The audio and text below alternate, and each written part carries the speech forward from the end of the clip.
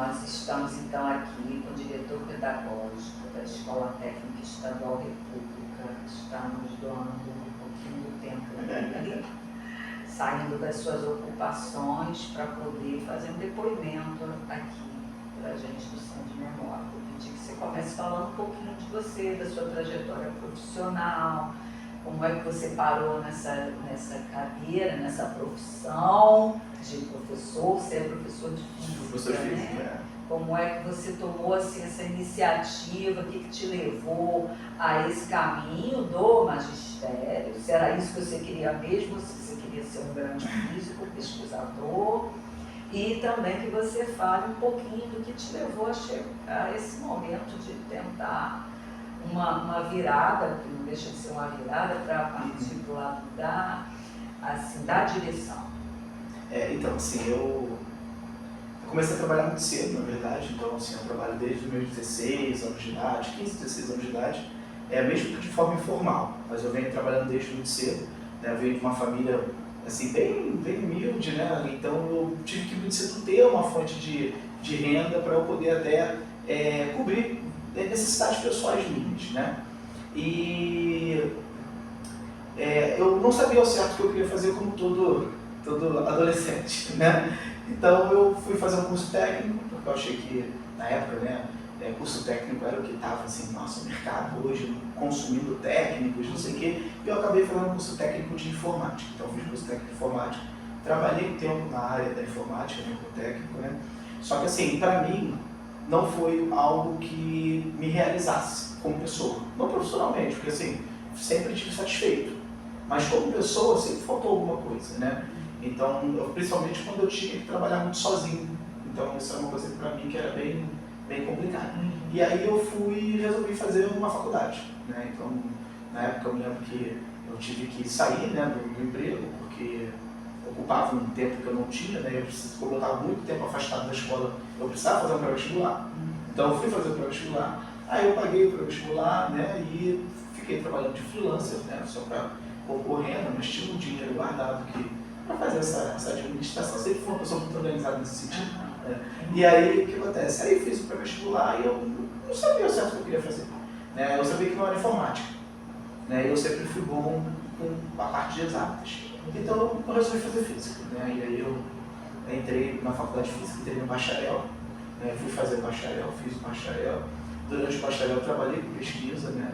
Então eu trabalhei com física dos sólidos, trabalhei com física computacional, trabalhei, né, com algumas coisas dentro do bacharelado, né? Tive experiência de estar em grupo de pesquisa, né, associado à FAPERJ, ao CNPq, então assim, tenho experiência de ter algumas produções. E aí eu, num determinado momento, para mim aquilo também começou a não me realizar pessoalmente. Por quê? Porque mais uma vez eu comecei a cair na questão de estar muito sozinho. Né? A pesquisa é uma coisa muito solitária, por mais que você tenha um grupo de pesquisa, né? A pesquisa em si é muito solitária. Né? Então, precisa, né? Senão a pessoa nem se concentra. Né? Pois é, mas assim, e aí para mim foi muito difícil, né? Ficar muito sozinho ali, né? E eu lembro que eu trabalhava num grupo lá de física dos sólidos, né, na UFRJ, e aí a gente tinha um laboratório que as pessoas acessavam o laboratório no horário que elas tinham, né, cada um recebia uma senha de acesso, né. E aí muitas vezes o horário que eu ia não tinha ninguém, então eu ficava literalmente sozinho no laboratório, era um negócio muito esquisito, né. E aí eu comecei a fazer trabalho voluntário, né, então assim, uma coisa que eu sempre fiz na minha vida, né, foi trabalho voluntário. E aí eu comecei a fazer na área de ensino. Então eu me voluntariei para dar aula em pré-vestibular comunitário. E aí eu fui dar aula de física em pré-vestibular comunitário. E aí eu gostei, né? E resolvi fazer a complementação, né, que seria a licenciatura. Aí fui fazendo a licenciatura. Na época a gente podia fazer essas coisas assim, agora não pode mais. Não pode agora separar, tudo separado. Né? Eu peguei a reforma, né, que separou. Então, mas só que como eu comecei a puxar as matérias antes, acabou que eu conseguia eliminar os créditos. Aí eu sei que eu fiz a licenciatura e no meio do caminho eu já tinha começado a dar aula. Né? Então, assim, antes mesmo de estar formado, eu já era professor. É claro que assim, na rede privada, né, e tal, porque você sabe que a rede pública ela tem toda uma formalidade que a rede privada às vezes ela não existe. Não é um apresentar o currículo e tudo bem. Tudo bem, avaliação, e tem a questão da própria formação específica, né? Então, e aí assim, eu comecei a dar aula, então caí na sala de aula. E aí me apaixonei pela sala de aula. Eu não sei se isso foi bom, se isso foi ruim, eu tenho minhas dúvidas, mas eu me apaixonei pela sala de aula. E aí, até hoje, o meu grande prazer é dar aula. Né? Sendo honesto contigo, assim, meu grande prazer é dar aula. Aí o JC, no final... Mas a FAETEC, no caso, foi sua primeira experiência pública? Não, a maior parte da minha vida profissional é da rede privada. Tá? E como assim, eu entrei na rede privada e eu logo caí em turmas de preparatório. Então eu sempre dei aula assim, para preparatório para concurso militar, né? AFA, SpaceX, né? E aí assim, eu estava muito ali o tempo todo, né? Quando de repente eu entendi que chegou a hora de fazer um concurso público. Aí eu fiz um concurso público para a SEDUC, né, no caso. Passei, né, numa matrícula de 16 horas, na época, né, agora era 18. Assumi a matrícula e fui dar aula. Sempre trabalhei na escola noturna na SEDUC, sempre. Nunca trabalhei na escola de jogo, nunca. E com isso eu conseguia conciliar alguns horários, né? Só que assim, nos últimos anos a gente tem uma queda muito grande na busca, né, de alunos para esses concursos, né? Então assim, além de você ter uma otimização das empresas com o aumento das turmas, né, numericamente das turmas, né, você também tem uma queda da demanda. Então acaba reduzindo muita carga. E aí eu comecei a dar aula em esferas que eu não era a minha praia, efetivamente, né? E aí me foi oferecido fazer esse trabalho de coordenação, né, lá na minha coordenação, numa empresa privada, e eu cheguei a coordenar. Na época acho que tinha umas 14 unidades. E aí eu cheguei a coordenar junto com outro colega essas 14 unidades. Tive a experiência de fazer prova para concurso, né? Então participei de uma banca, né? E fiz provas, né? E aí nesse meio caminho eu fiz o concurso da SEDUC e entrei para a SEDUC. E aí foi 2010 esse foi o concurso da FAETEC que eu entrei, foi o último concurso grande que a FAETEC fez, foi 2010 também. E aí lá em 2010 surgiu o concurso da FAETEC, né? Eu me inscrevi. Na época eu estava assim, no meu auge, porque a gente tem um auge, né? Assim, e aí eu estava meio que no meu auge assim, da produtividade, né? Então assim, fiz o concurso, passei, né? Nem estudei para a prova, né? Eu estava no auge da produtividade. E aí passei para a FAETEC, e só que a FAETEC demorou muito para chamar. Né? Então eu fiquei algum tempo esperando. No meio do caminho, a minha esposa perturbou para eu fazer o mestrado. Aí eu me inscrevi para o mestrado, fiz o mestrado. Né? E aí quando eu entrei na FAETEC eu já estava entrando também no mestrado. Então meio que foi um momento bem conturbado. Por quê? Agitado. Porque eu não consegui redução de carga em lugar nenhum, nem na FAETEC, nem na SEDUC. Então eu trabalhei com carga integral nas duas. Continuei trabalhando na rede privada e ainda fiz o mestrado. E eu era bolsista do mestrado, então eu tinha toda a cobrança da CNPq para terminar no prazo. Nem podia estar trabalhando, né? Não podia, o professor pode conciliar. Que mudou bom. a regra. Mudou a regra, não podia, agora pode. O professor pode conciliar. Aí mudou. Tem pouco professor, tem que aproveitar. O que acabava acontecendo? Os professores acabavam não dando continuidade à formação, porque eles não conseguiam a liberação para isso nos locais de trabalho, né? E ao mesmo tempo não dá conta. Então eles abriram essa exceção e aí eles eram uma maneira de motivar. Então eu consegui diminuir parte da minha carga de trabalho na rede privada nesse momento, com a bolsa, né, de mestrado substituindo aquela remuneração. Estava ali com a minha primeira filha, né, chegando, e aí foi um momento muito conturbado, muito corrido, mestrado é sempre muito sofrimento. Sim. Mas assim, graças a Deus eu segui, né?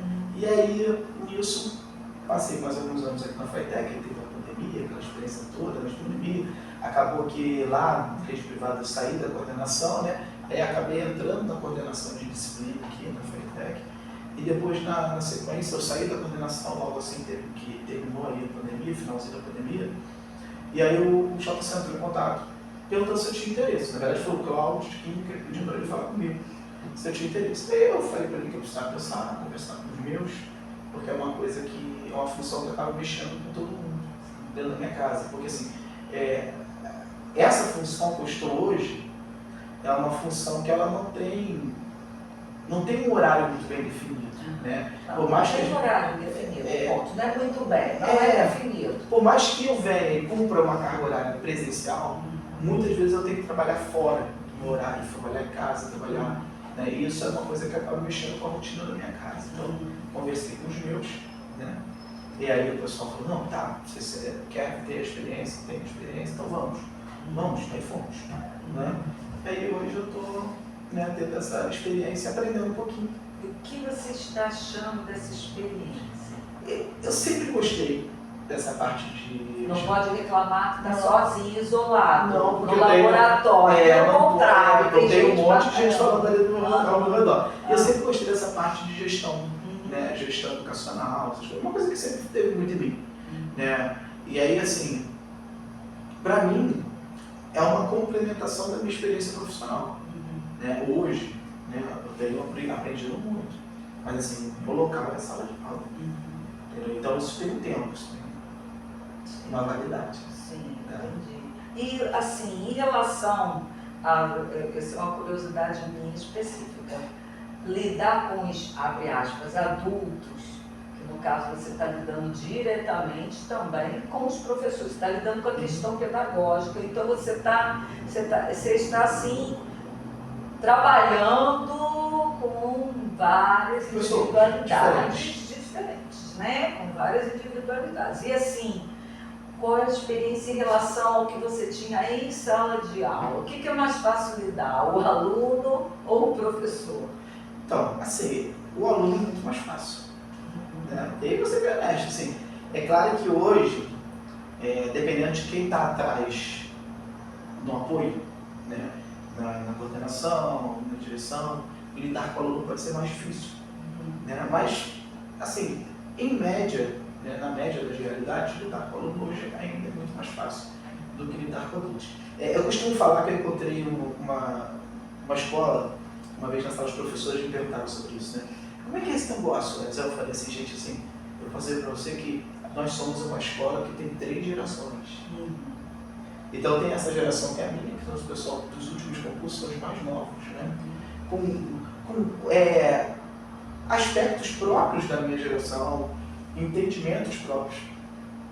Você tem uma galera intermediária, e você tem uma galera que está aparentemente desde quase lá do início. Né? E aí, assim, cada grupo tem os seus próprios vícios, né? É igual a autoescola. Se você vai para a autoescola já sabendo dirigir, quando você senta ali frente ao volante, não adianta, você carrega os seus vícios. E aí é trabalhar na conciliação dessas coisas, porque assim, a gente não pode achar que vai efetivamente mudar o outro, mas a gente pode conversar para tentar chegar no meio termo. Né? Você tem encontrado assim, muita coisa que você gostaria de ter mudado, porque a gente tem esse olhar crítico, né, sobre o que está sendo feito pedagogicamente e tudo mais. Você tem se sentido assim, como está a sua experiência nessa acomodação das coisas que você acredita, do jeito que você acha que é o jeito certo de gerir pedagogicamente? Você tem encontrado que tipo de dificuldade? Como é que funciona? Eu acho que não tem o jeito certo. Né? Eu acho que tem o melhor jeito. Né? Mas o melhor jeito não é o jeito que eu acredito ou que a Jupi acredita. Não é o jeito que o professor A ou B acredita. Não é o jeito que o aluno acredita. É o jeito no qual a comunidade escolar vai funcionar de forma mais redonda. Aí tem coisas, né, até que a gente está fazendo juntos, né, eu ali como representante e a comunidade escolar juntos, que talvez eu não concorde integralmente, mas assim, mas não cabe a mim discordar ou concordar, cabe a mim fazer o suporte e dar continuidade àquele trabalho que nós, como comunidade, entendemos que é um trabalho que precisa ser feito. É claro que assim, muita coisa acaba mudando porque a gente traz para dentro da função um pouco do que nós somos. Né? Então, assim, muita coisa, você como professor deve ter visto, muita coisa mexeu ali, né? Eu fiz uma baguncinha, derrubei até uma parede. Né? Então, assim, muita coisa acaba mudando. Né? Mas a ideia não é mudar para que seja como o Eros entende tem que ser, é mudar para que a escola ofereça um produto para toda a comunidade melhor. para que as pessoas se sintam mais seguras, que as pessoas saibam o que vai acontecer amanhã. Né? Eu acho que essa é a grande questão. A gente tem segurança dentro do que a gente está fazendo. Tem uma previsibilidade dentro daquilo que não é previsível, dentro do imprevisível. Ontem eu até estava conversando com uma colega que era diretora de uma escola da SEDUC, mas ela dá aula de noite comigo. E ela estava falando comigo assim, cara, isso aqui, o calendário, né? É uma coisa que é uma loucura, assim, a gente acha que é isso, daqui a pouco muda tudo e a gente não consegue. E é isso, sim. Mas é melhor ter segurança dentro desse furacão do que não ter nenhum. Então, assim, a ideia foi essa, foi abrir o setor, né? Estou ali no setor pedagógico, estava em 2007, 2008, foi abrir aquelas portas. Né? Hoje você sabe que qualquer um entra em qualquer momento ali e fala com quem estiver ali. Né? Não tem mais uma parede dividindo o que era a direção pedagógica, da supervisão, da orientação. Né? Tem uma parede lá que eu não posso destruir, porque aí foi estrutural, então não posso derrubar. Mas se eu pudesse, eu tinha derrubado também. E aí o que acontece? E é isso, é fazer com que esse setor funcione de forma mais integrada, né? Mais próximo da comunidade, recebendo a comunidade escolar de uma forma geral. E aí quando eu falo comunidade escolar, é todo mundo, né, cara? É professor, é aluno, é pai. Você vê que às vezes você chega lá e fala, tem aluno falando, daqui a pouco aparece um pai, daqui a pouco aparece... Né? Então assim, é isso. E é isso que é o setor pedagógico, né? Ele é essa... Esse é o meu entendimento, né? Ele é esse coração, né, que faz bombar, né, o sangue, né, alimentando todo o organismo. Afinal, é o pedagógico que está à frente dos dois lados, do aluno e do professor. E você sente muita diferença do aluno? A gente tem um discurso muito saudosista. Porque o jovem, porque o aluno daquele tempo, você que tem essa prática toda de sala de aula, você tem muita diferença, você sente muita diferença. Então, eu dou tirando o celular, todos os estímulos. Assim, eu dou aula há muito tempo. Então, eu dou aula, eu devo estar fazendo de 17 para 18 anos de sala de aula, apesar de não ter isso tudo de formato, como licenciado, porque eu comecei a dar aula antes. Né? Então, assim, eu comecei a dar aula muito novo. Então, muitas vezes quando eu entrei na sala de aula, eu tinha quase a mesma idade. Quando eu dava aula para preparatório, eu tinha quase a mesma idade, ou então eu era até mais novo do que o garoto que estava sentado do outro lado ali. Então, era uma experiência muito curiosa. Eu acho assim, para mim o que mudou mais foi a forma como eles entendem qual é o valor da escola na vida deles. Né? Então eu acho que isso para mim é uma mudança maior. Porque eu me lembro que lá no início, né, quando eu dava aula em pré-vestibular social, aquelas crianças, né, assim como outros níveis organizacionais, né, elas entendiam que através da educação elas poderiam alcançar algo na vida delas que era diferente daquilo que elas já têm. Foi até um discurso com que eu estou também de uma família muito simples, que o discurso que a gente foi criado também, apesar da diferença de idade imensa que nós dois temos, a gente tinha aquele discurso da educação como a porta do progresso, para transformar a vida, a porta do sucesso. Isso, e isso é uma coisa que ainda existia. Né? E que foi se perdendo. Né? Eu acho que eu penso muito assim, que a gente mudou muito, de forma muito rápida, a maneira como a sociedade ela trabalha o contexto da comunicação e informação. Né? Eu sou da época que era difícil ter um telefone em casa, então você às vezes tinha que ir na casa do vizinho para telefonar. Imagina eu, que nem o vizinho. Que nem o vizinho tinha telefone, exatamente. Porque tinha uma fila de espera para instalar o telefone. Né? Por mais que você conseguisse pagar, você tinha uma fila de espera. E aí, depois veio a questão do acesso à informação, onde você era o espectador, né? A informação só chegava para você, né? A TV falando, né? O rádio falando. E aí, agora, de repente, todo mundo sabe tudo, né? Todo mundo produz conteúdo, todo mundo entende o que está falando, e aí é um tal de todo mundo falar de tudo. E aí eu acho que isso acabou destruindo um pouco a credibilidade do ambiente educacional. Porque se eu posso abrir o Google, escrever o que eu quero agora, nesse momento, imediatista, e ter acesso à informação que supostamente, tá, é verdadeira, por que eu vou sofrer num processo que é lento, gradual? E além de lento e gradual, não é individual, você tem que acompanhar o ritmo do coleguinha. O professor não avança porque o coleguinha fez uma pergunta e você queria ir mais além, mas não pode, porque o cara foi para casa. Né? Ou de repente alguém faz uma pergunta que faz com que o professor vá mais além e você ali se sente envergonhado de fazer a sua porque você vai estar voltando.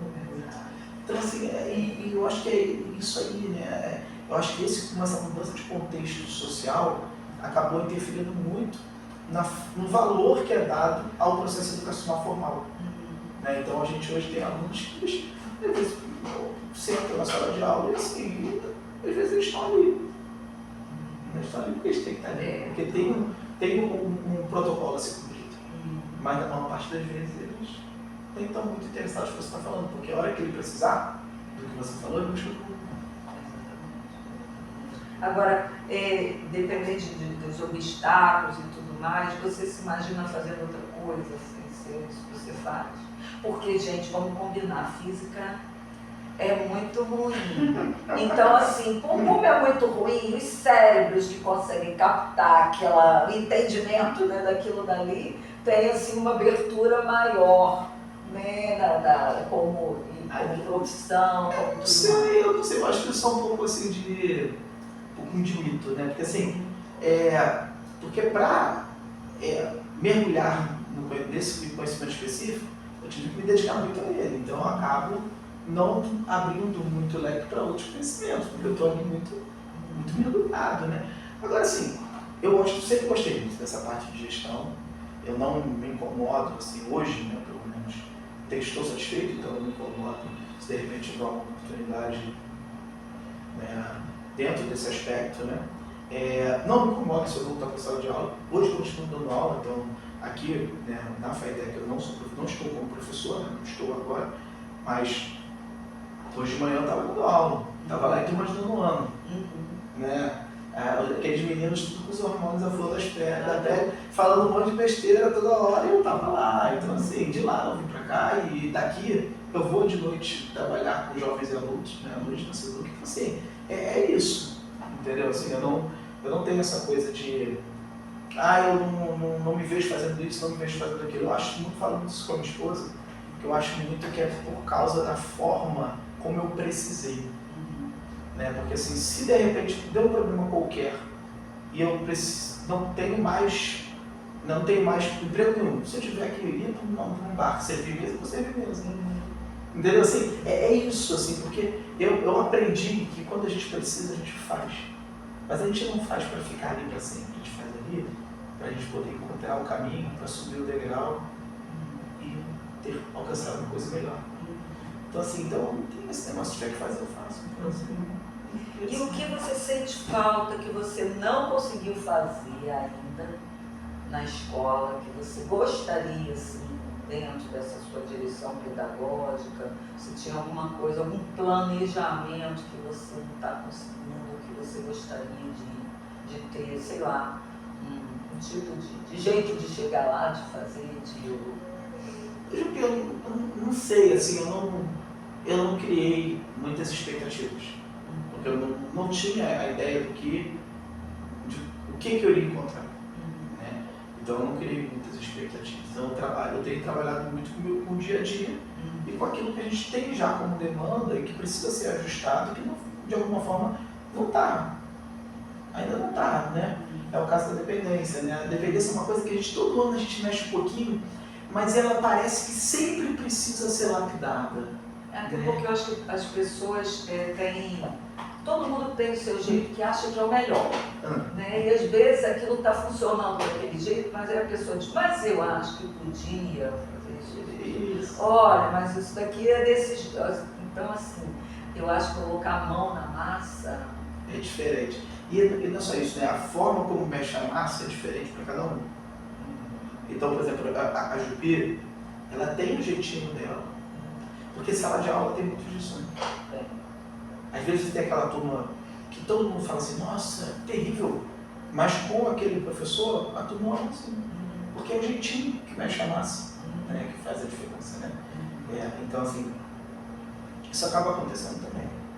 Então, eu acho que é muito diverso, né? Então, não tem essas expectativas, assim, poxa, eu tenho desejos, sonhos. Sei que sim, mas eu não coloco isso como algo que eu tenho que fazer ou não. entendeu?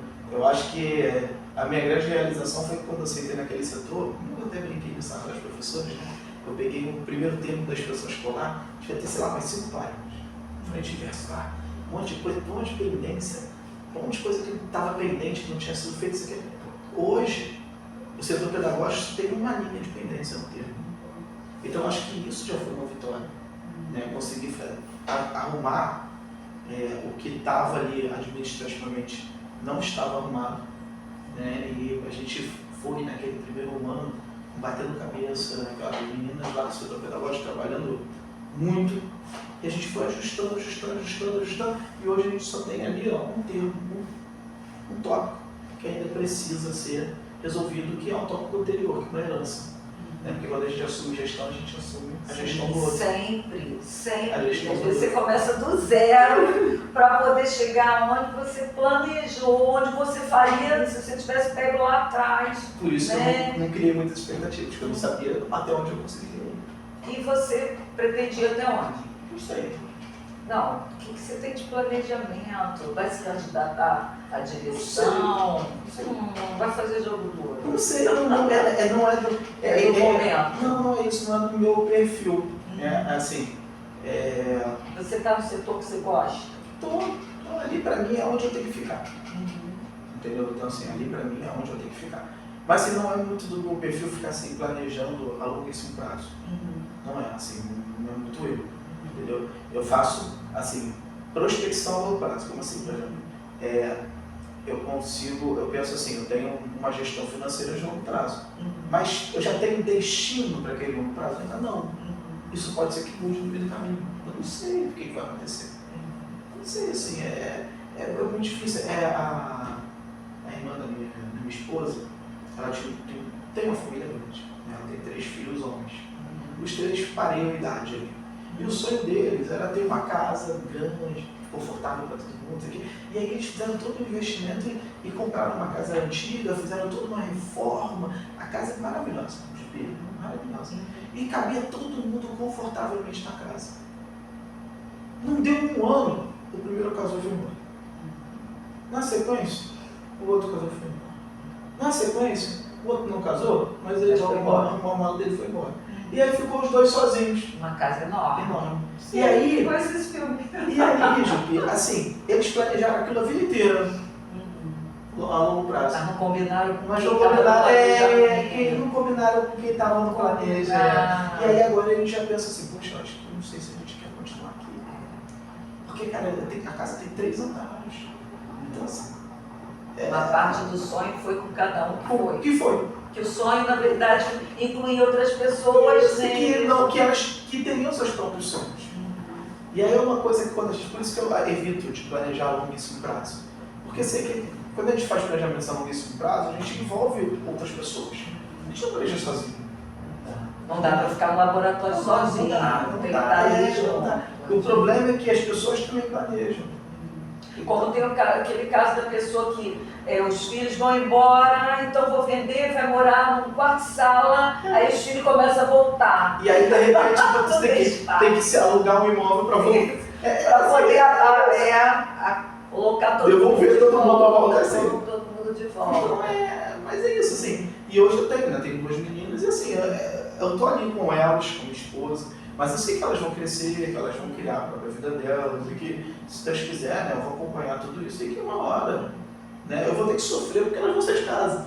Ou vão encher a casa de neto. Mas isso vai ser depois, porque pelo perfil da geração, é uma geração que tem a tendência a se profissionalizar primeiro, a arrumar um bom emprego, a viajar. Mas é um perfil da geração.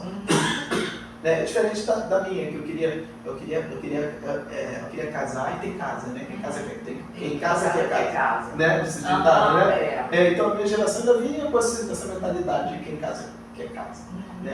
Agora a outra, não, a outra assim, a minha mais velha, às vezes ela fala assim, eu quero morar num lugar que eu vou pagar assim, um aluguel, eu não preciso fazer nada. É o flat, ela está descrevendo um flat. Né? Que ela não vai arrumar nada, ela não vai cozinhar nada, ela só quer morar num lugar onde ela vai pagar e vai trabalhar para pagar a conta. Então, quer dizer, se isso for se a manutenção desse sentimento, né, se estender... Mas o nome disso daí não é casa dos pais não, né? Não, ela não quer. Ela não quer, não, na casa dos pais. E às vezes ela até fala que vai ter um quarto pro papai quando for lá visitar, vai ter um quarto pra mamãe, porque ela vai. Porque as coisas do papai, é porque o papai gosta de videogame, você quer, a mamãe não gosta, aí você quer. Que bom, ótimo planejamento. Porque ela é metódica igual a mim. Minha esposa sofre muito com isso. Ela só é uma pessoa muito metódica, então. E aí ela também é uma pessoa muito metódica nesse sentido. Só que ela tem que aprender uma coisa que eu aprendi batendo cabeça, que é não criar muitas expectativas, porque a gente é muito metódico, a gente acaba imaginando muito, criando muitas expectativas, sofrendo muito. E aí dá muita ansiedade. E dá muita ansiedade, sofre muito. Porque a gente quer se combinar com o outro. Esse é o meu plano, mas você está furando o meu plano. Pô, calma aí, não é assim. Eu sei como funciona. Agora, o Eros, assim, para o futuro imediato, já que não pode ser de longuíssimo prazo, né? Você planeja assim, vai voltar para a sala de aula na FATEC? Eu não sei, Jubi, eu acho que as coisas têm que acontecer. Então, assim, eu tenho a sensação que o meu trabalho ainda não terminou ali, porque eu ainda tenho muito para fazer, tá? Mas eu não sei o que vai ser quando essa página virar. Eu não sei qual é o próximo capítulo, não tem como adivinhar. Então eu preciso esperar ver, porque assim, né? Porque tem dias que você vai sair daqui com a sensação de que você está realizado, tem dias que você vai sair daqui com a sensação de que deu tudo errado. Mas você, quando foi convidado, você achou isso uma ótima ideia? Você só consultou as bases, mas você achou isso uma ótima ideia? É assim, para mim a experiência é válida. Por quê? Porque eu já tinha tido uma experiência anterior. Eu gosto, eu tenho que ser honesto, eu gosto. Tá? E assim, é uma coisa que de alguma forma me ensina muito, me dá um aprendizado que não é característico do meu conhecimento específico. Né? Então, assim, para mim acaba sendo uma coisa muito importante. Né? Então, assim, mas é aquilo que eu falei, né? Eu tive que consultar todo mundo, né? Conversei, aí demorei um tempão para responder o que você, né? Até que eu dei a resposta, e aí vocês já sabem. O resto da história. É. Agora, olha só, se você tivesse que falar agora assim, para os seus alunos, eles falassem, professor, fala daí um conselho para a gente de vida, fala aí alguma coisa, de que jeito que a gente, que é melhor para a gente seguir, daí todo mundo gosta de dar pitaco, de dar opinião, fala aí uma coisa, se tivesse que falar alguma coisa para o jovem de hoje em dia, para esse jovem dentro dessa realidade que a gente conhece, porque é uma coisa que eu falo sempre, que o dia que eu perder esperança, eu não posso mais estar em sala de aula, porque você o tempo todo exercita a esperança, falar para o aluno, vale a pena estudar, né? Se dedica a isso aí, de que você gosta, né? Vale a pena, o mundo está muito difícil, mas sempre foi difícil. O mal está muito noticiado, eu falo para eles. Isso é uma verdade. A gente hoje foca muito no ruim. No ruim. Então eu estou sempre falando para eles, vale a pena fazer. Mas para que eu tenho que estudar isso? Porque isso é importante para a tua formação como pessoa. Você com essa conversa, mas se você, com a sua experiência de vida, que não é a minha, nossa diferença de idade é geracional, né? E, assim, diante da sua geração, do que você viveu, da sua experiência, o que você diria, o que você diz para esse jovem que está aí com 16, 17 anos, que sai com diploma técnico, mas sem ter uma experiência de verdade de profissão, né? Que isso é uma das coisas que eu sempre falo, como o estágio faz falta, para você conhecer o braço poderoso do patrão. Que é muito diferente. Né? Muito diferente. Você acha que sofre muito na escola, mas quando você sai da escola do trabalho, você sofre muito mais. Pois é. Então, o que você diz para esse jovem? Assim, eu tenho, às vezes, pessoas usam um ditado, não me recordo muito bem, mas é a questão de ser uma espécie de conselho, né? E se o conselho fosse bom... Não é conselho. Conselho não adianta que a gente não consegue dar. Não consegue, né? Mas assim, eu acho que eles têm que viver, entendeu? Eu acho que eles têm que focar em viver, né? Eu acho assim, o cara terminou o curso técnico dele, cara, arruma um emprego na área, vai viver aquilo ali. Porque a única maneira dele saber se é aquilo que ele quer fazer mesmo, se é aquilo que ele quer dar continuidade, é se ele experimentar, se ele estiver ali. se ele vivenciar aquilo. Então eu acho que ele viver, que ele não pode ter medo de repente, poxa, eu fui trabalhar lá com enfermagem, fiquei um ano no hospital, detestei, agora eu vou fazer outra coisa, é isso. Né? Então assim, o cara tem que viver, entendeu? E tem que. E aí você fala para ele assim, você vai fazer escolhas para tudo na sua vida. Tudo. E toda vez que você faz uma escolha, você constrói uma série de consequências. O que é importante? É que você nunca se arrependa da sua escolha para que você não se frustre com as consequências. Porque as consequências não vão ser necessariamente boas. Mas você tem que aprender a lidar com elas para você seguir em frente. Porque o importante é você seguir. Porque não dá para você ficar sofrendo parado e não violar nenhum. Então você tem que seguir. E seguir é muito difícil. Para essa geração, seguir é muito difícil. Eu acho que, assim, que lidar com o sofrimento é uma das questões mais difíceis dessa geração que a gente tem encontrado hoje nas salas de aulas. Porque a nossa geração era lidar com o se permitir, né? Porque assim, eu ainda peguei aquele momento onde para falar com o professor você tinha que levantar a mão e pedir licença, né? Então você tinha toda uma ritualística, né? Às vezes os seus pais estavam na sala conversando, não era o lugar da criança ficar, a criança tinha que se retirar. Isso não é conversa de criança. Isso. Então tinha toda então você se permitir como ser, ir lá, estar ali, né, fazer parte daquilo, era uma dificuldade muito grande. Foi uma dificuldade muito grande que eu enfrentei. Né? Agora, para eles, eu acho que eles já são diferentes, eles já se permitem ir lá, e falar, e reclamar, eles gostam de reclamar, desabafar, eles gostam de terapia. Gostam. Mas só que lidar com a frustração, com a dor, é muito difícil. Né? Enquanto a gente sofria muito, né? E a gente aprendia a lidar com esse sofrimento, eles não tiveram esse aprendizado da mesma forma que a nossa geração. Então hoje, quando eles recebem um não é muito mais duro do que o não que a gente recebia. Eu falava um não pra mim, eu falava, poxa, bati o pé e ia embora.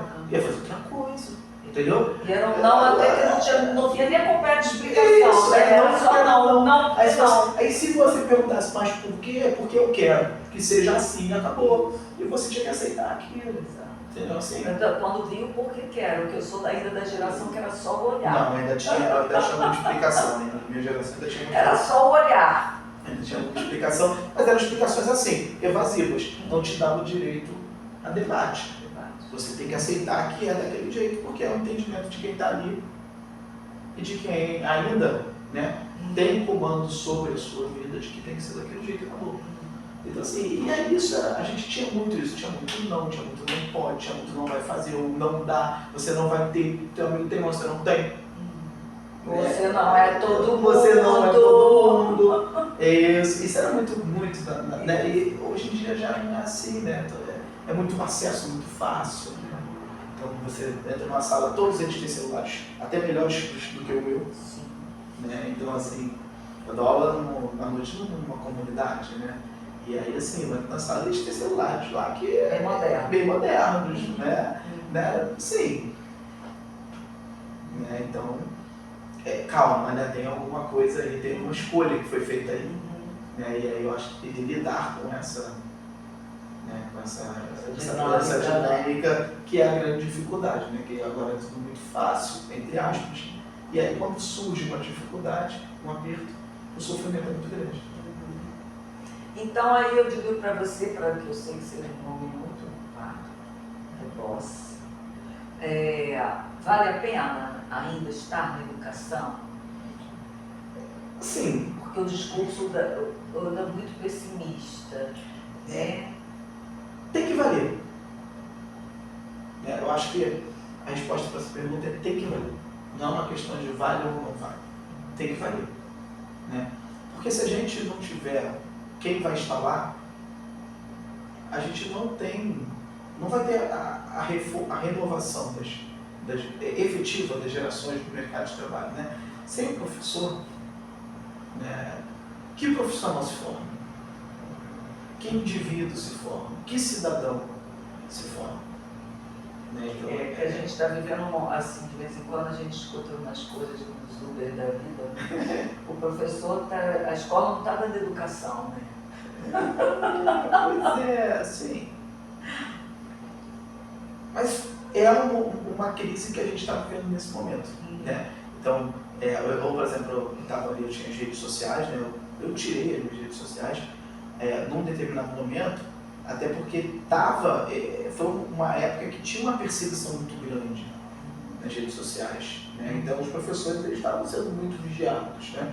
E as empresas privadas vigiavam sério, sério mesmo, assim. Então é uma coisa muito do momento. Então, assim, muito de empoderar a gente, né? Achar que a gente consegue fazer tanto. Nossa! O que não é uma verdade, né? A gente é tão difícil fazer pouco, né? Nossa. Quanto mais fazer o tanto que acham que a gente pode fazer. Só que a gente não faz nem, sei lá, nem um décimo daquilo ali. Quem dera, se eu pudesse fazer o conhecimento que eu tenho que passar para eles, ser aprendido em 100% em todos eles aí. Nossa. Mas assim, eu não consigo fazer, eu vou ter ali um décimo de aproveitamento. Porque é assim, aprender é assim. Você acha que aprende, daqui a pouco você descobre que não aprendeu muito bem, e você vai de novo, até que você vai. Você não vai chegar numa aula e falar sobre algum evento da história e vai ficar todo mundo sabendo tudo. Não vai. Se você conseguir despertar a curiosidade e numa aula seguinte ele lembrar do que você estava falando e fazer alguma pergunta, você já fica muito feliz. Nossa, alegria, ganhou o dia. É isso mesmo. Então você está satisfeito com a sua experiência como diretor pedagógico?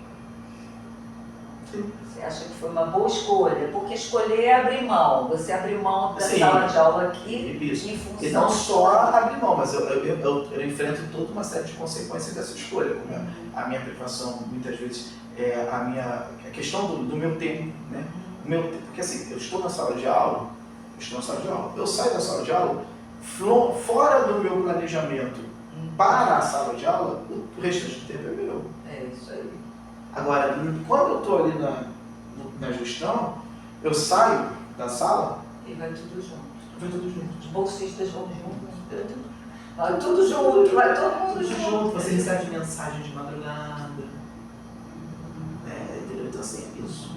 Assim, então, eu sempre digo que sala de aula é o lugar mais confortável para quem está formado na carreira da educação. Tudo que você inventa por fora vai te dar trabalho, vai te dar muito trabalho. Isso. Sabe? Vai te dar muita preocupação, muito trabalho. A sala de aula é o mais confortável. É o mais confortável, porque aquilo dali eu sei fazer. O resto eu tenho que inventar e convencer o outro a te acompanhar, porque numa coisa que nem você sabe direito o que você está fazendo. Nem eu sei onde que eu quero, eu sei que eu quero chegar, mas aonde é que eu quero chegar? Como é que eu vou chegar? É complicado. É difícil. Eu te agradeço muito. Você quer falar mais alguma coisa, deixar o seu depoimento? A ideia é sempre a gente trazer o centro de memória, como você tenta trazer o pedagógico para a comunidade escolar, é trazer o centro de memória para a comunidade escolar. Que se saiba que no centro de memória se faz a memória da escola, né, das pessoas que passam pela escola, que cada um tem uma experiência. Né? Apesar de você ser uma pessoa que não trabalha a longo prazo, mas a gente tem sempre uma expectativa daquele lugar que vai trabalhar. Por mais que a gente não faça aquela expectativa, mas a gente gera uma expectativa. Eu posso falar de potencial. Eu acho que a nossa escola tem um potencial gigante. Eu acho que a ETER tem um potencial gigante. É que a gente subaproveita o potencial da escola. Eu acho que a gente pode fazer muito mais longe, produzir muito mais. Eu acho que a gente é uma escola técnica que produz pouco. Então, eu acho que o potencial de produção é muito maior do que o que efetivamente é produzido. E temos ótimos alunos, gente interessada, gente que quer. Eles só não sabem ainda direito onde é que eles estão interessados, mas eles querem. Porque eles precisam de alguém que ajude eles a filtrar a informação, porque eles recebem a informação toda de uma vez só, de tudo quanto é lado. E aí, como trabalhar essa informação? Então, eu acho que esse vai ser o grande papel do professor, né? no futuro Eu acho próximo. que em algum momento onde se estabeleça de verdade o que é esse tal de projeto de vida, talvez a gente consiga colocar isso daí, esse encaminhamento, essa conversa com o jovem dentro disso De uma daí, forma mais assertiva, que realmente esteja, né, ali mais próximo, né?